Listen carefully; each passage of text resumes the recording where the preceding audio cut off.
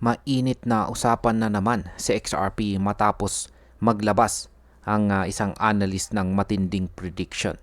Ayon po kay Papa, isang crypto analyst, ang system daw ay nagsasabi na aabot sa XRP sa $8.50 bago matapos ang November 2025. Malakas po ang claim na ito kaya marami ang nagiging curious at marami rin ang nagduda. Pero ano nga ba ang basihan ng prediction na ito at posible ba itong mangyari? Kaya yan po ang siyang ating pag-uusapan sa video na ito. Pero bago po tayo magpatuloy ay pakibasa na lamang po muna ang disclaimer dito po sa ibaba ng ating screen. Yan, ano po ba ang basihan ng analyst para sa kanyang $8.50 na target? Ayan po ang aktual na tweet rito ni Papa. Ayan, sabi niya rito, system says 8.50 XRP by November. Palakin po natin ang kanyang chart. Isa po itong 2 weeks na weekly chart, 2 weekly chart time frame po ito ng XRP USD trading pair. Ayan.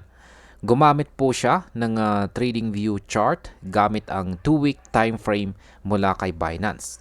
Sa chart na ito ay inilagay po niya ang Fibonacci extensions. Nakalagay po ang 1.618 level sa $4.45, ang 2.618 level sa $6.16 at ang 3.618 level sa $8.52. Ang pinakamataas na extension na ito ang pinapakita niyang target zone.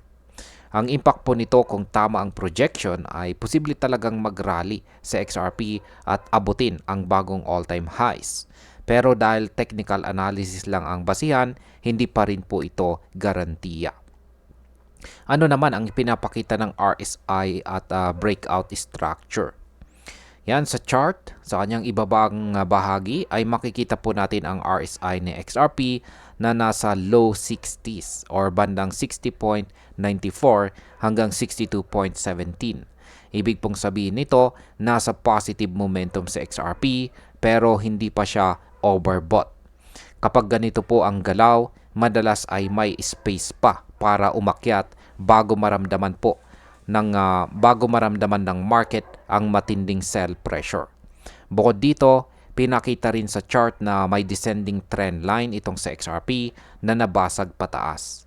Ang ganitong breakout structure ay madalas nagbubukas ng panibagong bullish rally. Kapag nagpatuloy po ito, posibleng makuha po talaga ang target levels. Kung mangyari ito, tataas po ang buying pressure at posibleng mapabilis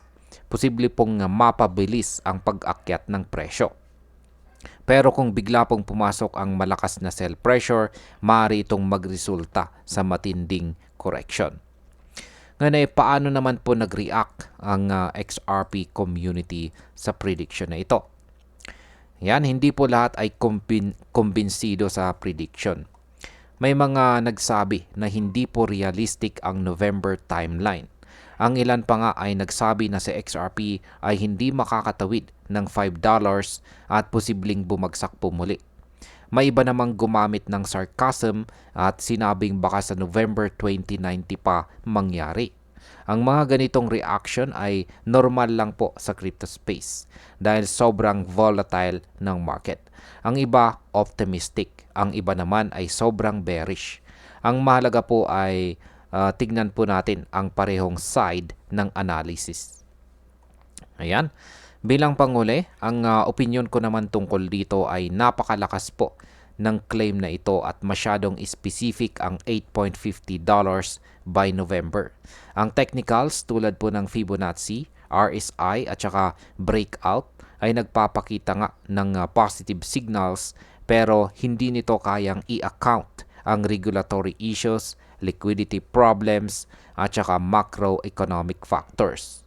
Kung mananatili pong bullish ang market at pumasok ang institutional demand, possible ang malakas na rally ni XRP.